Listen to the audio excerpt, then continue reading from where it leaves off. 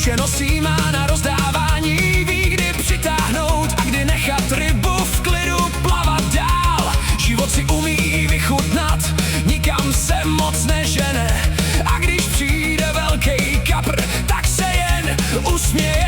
No jo, jedem. Vagus na velké vodě teprve začíná.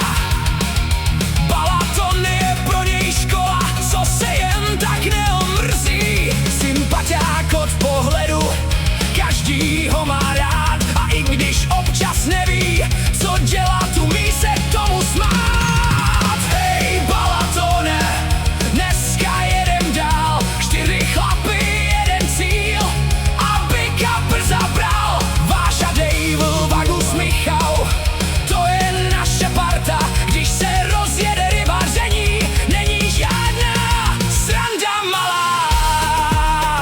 A pak je tu Michal, nejmladší z celý party.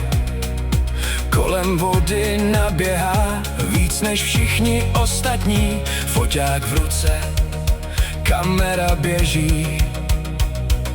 Nic